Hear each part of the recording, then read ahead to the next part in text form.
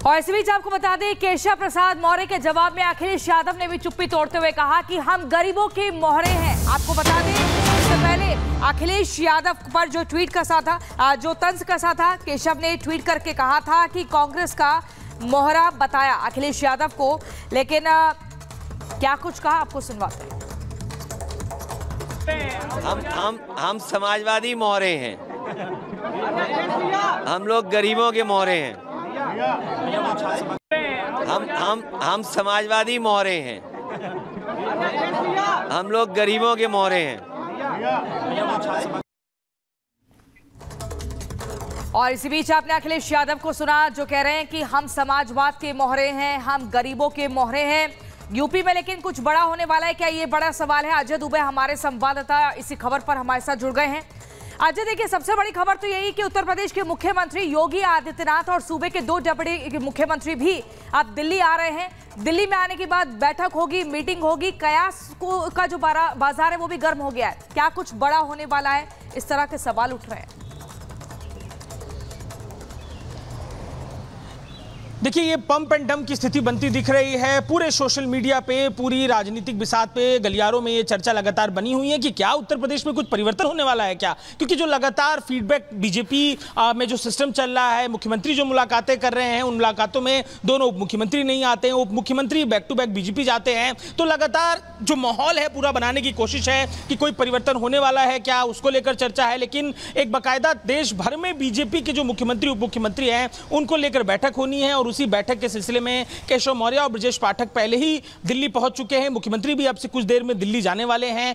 क्या भविष्य में बीजेपी के राजनीतिक चिंतन रहेगा, हार की जो तमाम रिपोर्टें गई हैं, उन रिपोर्टों के आधार पर क्या भविष्य की स्ट्रेटेजी तय की जाएगी, उसको लेकर इस बैठक में चर्चा होनी है। ये जानकारी यहां के सोर्सेस उत्तर प्रदेश की बीजेपी के हमको देते हुए दिखाई दे रहे हैं। पर अखिलेश यादव को मौका मिला है, और ये मौका लगभग 10 साल के बाद मिला है। लगातार उनकी पार्टी में फूट होती रही, परिवार की फूट होती रही, मंत्रियों की फूट, तमाम विधायक छोड़ छोड़ के जाते रहे। लेकिन अब बीजेपी में फूट की सुगबुगाहट का जो पूरा मौका है, इस पे चौका मारते हुए अखिलेश यादव दिखाई दे रहे हैं। मौर्य ही मोहरा है, ये कहते दिखाई दे रहे हैं। तो तमाम निशाने पर लेते हुए बीजेपी के इकोसिस्टम को अखिलेश यादव दिखाई दे रहे हैं।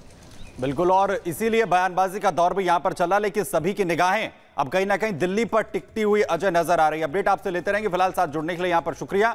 और इसी बीच बड़ी खबर आपको बताएं, कानपुर से, जहां पर नोट के टुकड़े बरामद किए गए हैं। बड़ी जानकारी दे रहे हैं, मेडवा गांव के पास सड़क पर ये नोट के टुकड़े मिले हैं। आरबीआई और इनकम टैक्स को जानकारी दे दी गई है। अरौल पुलिस नोटों के टुकड़ों को कब्जे में ले चुकी है। आपको बता दें कि कानपुर में ये नए नोट के टुकड़े बरामद किए गए हैं। आरबीआई, इनकम टैक्स को भी जानकारी दी गई है। और देखिए पूरा किस तरीके से ये नए नोट, जिन्हें पूरे टुकड़ों में काट दिया गया है पूरा, और बड़ी मात्रा में ये ढेर के शक्ल में जो है बरामद किए गए हैं नोट के टुकड़े। और किसने इन नोट के टुकड़ों को यहां पर जो है फेंका है, इसकी भी जांच शुरू कर दी गई है। पुलिस ने इसे अपने कब्जे में ले लिया है। आरबीआई को और साथ ही इनकम टैक्स को भी इसकी जानकारी यहां पर दी गई है। यानी पूरे नोट के टुकड़े, वो भी इतने छोटे, इन्हें काटा गया है, बिल्कुल बारीक इनको बनाकर कचरे के ढेर की तरह फेंक दिया गया है।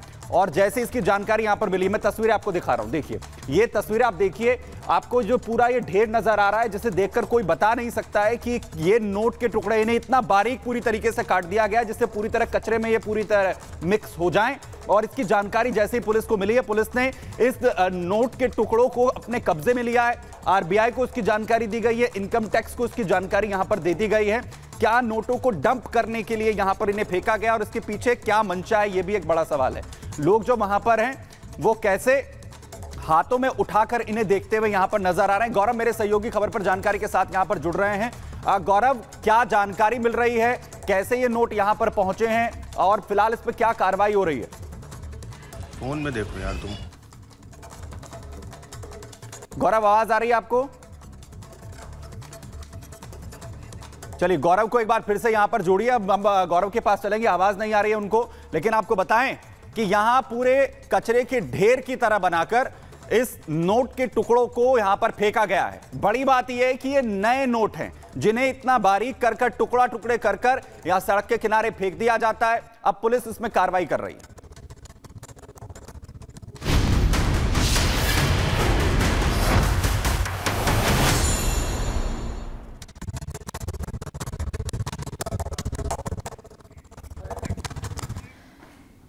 तो देखिए, आज प्रधानमंत्री नरेंद्र मोदी करगिल पर पहुंचे। करगिल द्रास पर पहुंचने के बाद वहां शहीदों को नमन किया, श्रद्धांजलि दी। और इसके बाद आपको बता दें, सीधे तौर पर हमने वो तस्वीर भी देखी जब पीएम मोदी नम आंखों के साथ उन शहीदों को याद करते हुए वहां मौजूद सैन्य कर्मियों को संबोधित कर रहे थे। लेकिन इसी बीच आपको बता दें, पीएम मोदी ने अग्निपथ योजना पर, अग्निवीर योजना पर विपक्ष को करारा जवाब दिया और वहीं पर आतंकवाद को लेकर भी पाकिस्तान को क्लियर संदेश दे दिया है। आखिर क्या कुछ कहा पीएम मोदी ने, इस रिपोर्ट के जरिए दिखाते हैं।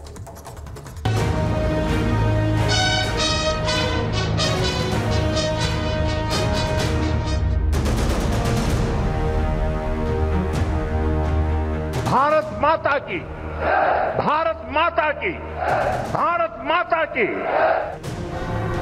करगिल विजय दिवस की 25वीं वर्षगांठ।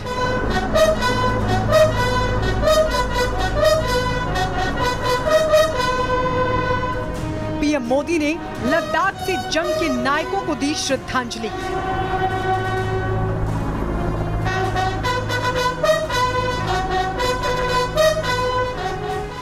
प्राणों की आहुति देने वाले बहादुरों को किया याद। प्रधानमंत्री मोदी आज शौर्य और वीरता की कहानी के लिए कारगिल पहुंचे, जहां उन्होंने करगिल की लड़ाई में शहीद हुए वीर जवानों को श्रद्धांजलि दी। करगिल वॉर मेमोरियल पहुंचकर सैल्यूट किया और कहा कि हमने सिर्फ युद्ध नहीं जीता था, बल्कि सत्य, संयम और सामर्थ्य का अद्भुत परिचय दिया था। बहादुर नायकों को श्रद्धांजलि देने के साथ ही प्रधानमंत्री मोदी ने लाउड एंड क्लियर अग्निपथ योजना पर भी मोहर लगा दी। देश में भ्रम फैलाने वाले विपक्ष पर प्रधानमंत्री नरेंद्र मोदी ने प्रहार करते हुए सवाल किया और पूछा कि सेना के रिफॉर्म पर सियासत क्यों हो रही है। इतने संवेदनशील विषय को कुछ लोगों ने राजनीति का विषय बना दिया है। कुछ लोग सेना के इस रिफॉर्म पर भी अपने व्यक्तिगत स्वार्थ में झूठ की राजनीति कर रहे हैं। ये वही लोग हैं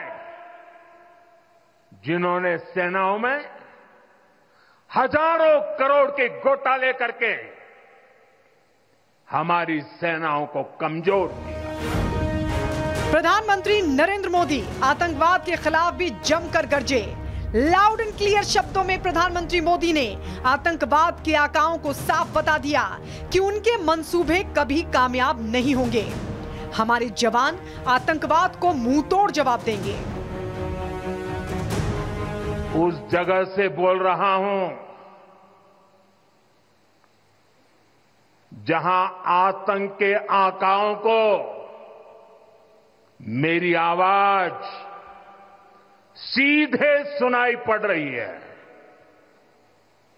मैं आतंकवाद के इन सरपरस्तों को कहना चाहता हूं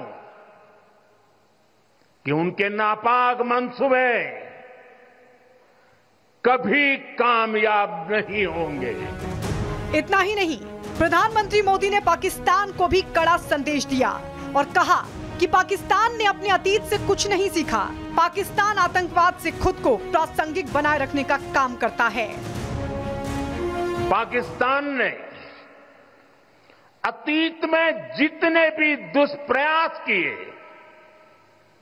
उसे मुंह की खानी पड़ी है, लेकिन पाकिस्तान ने अपने इतिहास से कुछ नहीं सीखा है।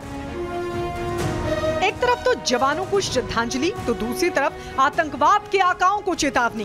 प्रधानमंत्री नरेंद्र मोदी ने अपने अंदाज से साफ कर दिया कि जो भी देश को जरा भी हिलाने की कोशिश करेगा वो ज्यादा दिनों तक जवानों की गोलियों से नहीं बच पाएगा।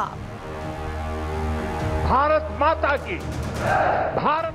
Bureau report, Republic Bharat.